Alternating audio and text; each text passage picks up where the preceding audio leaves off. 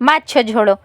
ଏହି ଉପାୟରେ ଯଦି ଆପଣମାନେ କରିବେ ତାହେଲେ ମାଛଟା ଅଧିକ ମସଲା ମଧ୍ୟ ହେବନି କିନ୍ତୁ ଟେଷ୍ଟରେ ପୁରା ଜବରଦସ୍ତ ଲାଗିବ। ତେଣୁକରି ଆପଣମାନେ ବି ଏହି ଉପାୟରେ ମାଛ ଝୋଳ ବନାନ୍ତୁ ଓ ଖାଆନ୍ତୁ। ଏହି ଉପାୟରେ ମାଛ ଝୋଳ ବନେଇବା ପାଇଁ ଏଇଠି ଦେଖିପାରୁଥିବେ ତାର ଫାଷ୍ଟ ପ୍ରୋସେସ୍। ଏଠି ମାଛ ଗୁଡ଼ିକୁ ଭଲ ଭାବରେ କ୍ଲିନ୍ କରି ନେଇଥିଲି। ତାପରେ ତାକୁ ଭଲ ଭାବରେ 2ରୁ 4 ଥର ଧୋଇ ସାରିଲା ପରେ ସେଥିରେ ମୁଁ ପକେଇଲି 1 ସ୍ପୁନ୍ ହଳଦୀ ଗୁଣ୍ଡ, 1 ସ୍ପୁନ୍ ଲୁଣ। ଏଇଟା ଦେଖିପାରୁଥିବେ ଏଠି ମୁଁ ଛୋଟ ସ୍ପୁନ୍ରେ ଲୁଣ ନେଇଛି, ଆପଣମାନେ ବି 1 ଫୁଲ୍ ସ୍ପୁନ୍ ଲୁଣ ନେବେ। ତାପରେ କ'ଣ କରିବେ, ତାକୁ ଭଲ ଭାବରେ ଏମିତି ମ୍ୟାରିନେଟ୍ କରିକି ରଖିଦେବେ ଅଧ ଘଣ୍ଟା ପର୍ଯ୍ୟନ୍ତ। ଆପଣମାନେ ଯଦି ସାଙ୍ଗେ ସାଙ୍ଗେ ବନେଇବାକୁ ଚାହୁଁଛନ୍ତି ମଧ୍ୟ ବନେଇ ପାରିବେ। ତାପରେ ଏଠି ଦେଖିପାରୁଥିବେ ମୁଁ ଗୋଟେ ବଡ଼ ଟମାଟୋକୁ ସିଝେଇ ନେଇଥିଲି, ଏଇଠି ତାକୁ ପେଷ୍ଟ ବନେଇକି ରଖିଦେବି। ଆଉ ଗୋଟେ ଟମାଟୋ ଏଠି କାଟି ନେଇଛି, ତାକୁ ଛାଡ଼ିକି ପିଆଜ, ଭୃସଙ୍ଗ ପତ୍ର ଆଉ ଧନିଆ ପତ୍ର ଏଗୁଡ଼ାକ ମଧ୍ୟ ପୂର୍ବରୁ ରେଡ଼ି କରିକି ରଖିଥିଲି। ଏଠି ଦେଖିପାରୁଥିବେ ଅଦା, ରସୁଣ, ପିଆଜ, କଞ୍ଚା ଲଙ୍କାର ପେଷ୍ଟ ବନା ହେଇଛି, ଯେଉଁଥିରେ କି ଅଳ୍ପ ଟିକେ ଗରମ ମସଲା ମାନେ ଗୋଟା ଗରମ ମସଲା ମଧ୍ୟ ମିଶିଛି, ଯେଉଁଟାରେ କି ଅନାସୀ ଫୁଲ, ଡାଲଚିନି ଏଇସବୁ ମିଶିଛି। ତ ଦେଖିପାରୁଥିବେ ଏତିକି ଗ୍ରାଇଣ୍ଡ କରିକି ମୁଁ ରଖିନେଇଥିଲି। ତାପରେ ଗ୍ୟାସ୍ର ଫ୍ଲେମ୍ ଅନ୍ କରିକି ମୁଁ କଡ଼େଇଟିକୁ ବସେଇ ନେଲି। କଡ଼େଇଟିକୁ ବସେଇ ନେଲା ପରେ ସେଥିରେ ଦେଲି ସୋରିଷ ତେଲ।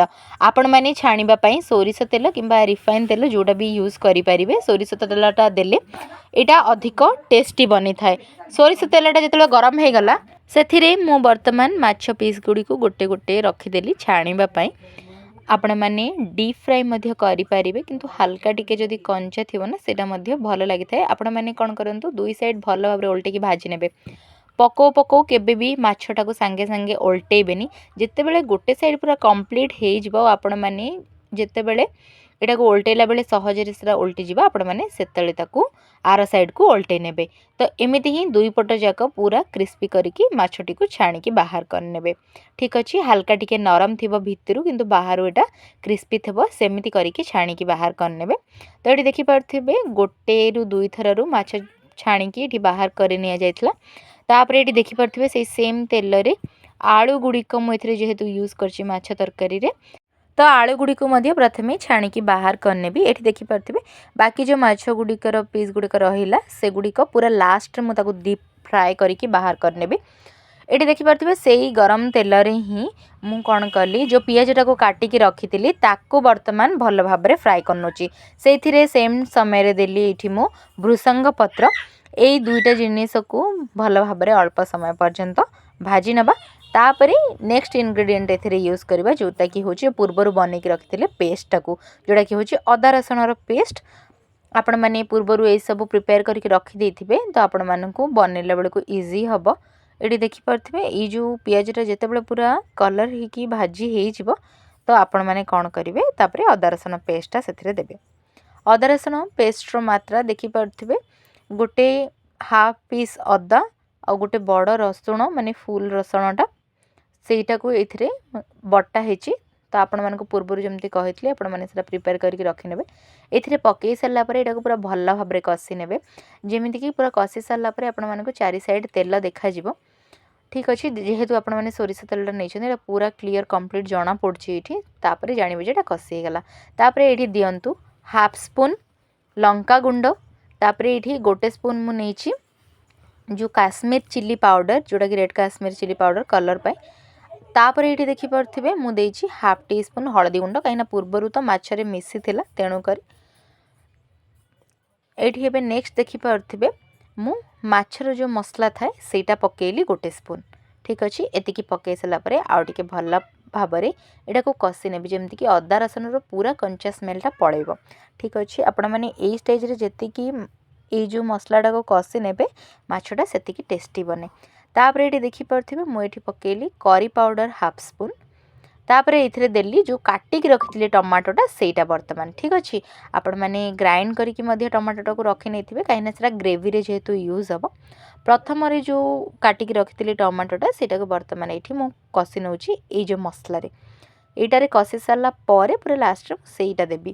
ଠିକ୍ ଅଛି, ତାପରେ ଦେଖିପାରୁଥିବେ ଏଇ ଟମାଟୋଟା କଷି ହେଇଗଲା। ତ ମୁଁ ବର୍ତ୍ତମାନ ଯେଉଁ ଗ୍ରାଇଣ୍ଡ କରିକି ରଖିଥିଲି ସିଝା ଟମାଟୋଟାକୁ ସେଇଟା ବର୍ତ୍ତମାନ ଏଥିରେ ଦେଲି, ଯେଉଁଥିରେ କି ଗ୍ରେଭିଟା ଆହୁରି ଥିକ୍ ହେଇଯିବ।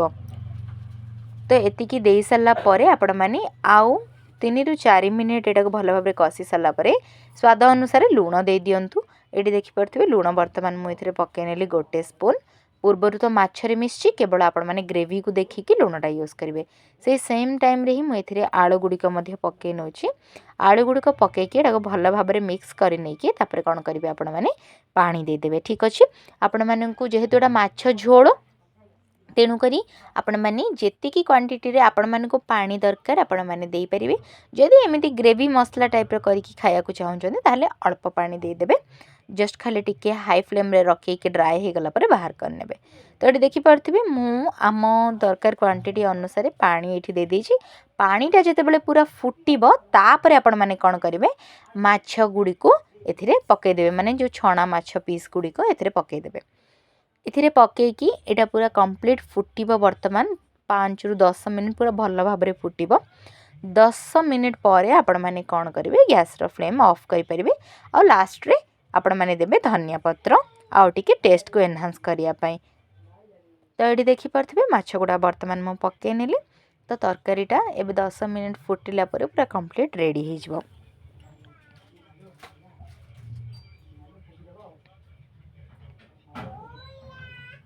फ्रेंड्स ये देखिपे कंप्लीट तरकारीटा पूरा फुटिक रेडी हो गला। तो लास्ट रे ये पकईदेली धनिया पत्र।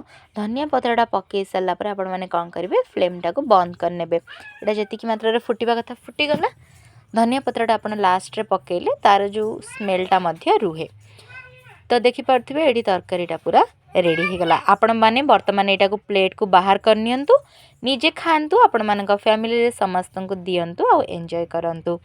हो फ्रेंड्स आज ये रेसिपीटी आपण मानक पसंद आसथिबो। जदि मोर ये वीडियोटी आज आपण मानक भल लागिला ताहाले मो चैनल को सब्सक्राइब करनियंतु। वीडियोटी को लाइक और शेयर करने को जमार मध्य भूलिबेनी। बेल आइकन प्रेस करिकी ऑल नोटिफिकेशन क्लिक करने द्वारा आपण मानक पाखरे मोर सब वीडियो रो नोटिफिकेशन पहुँची जिवो।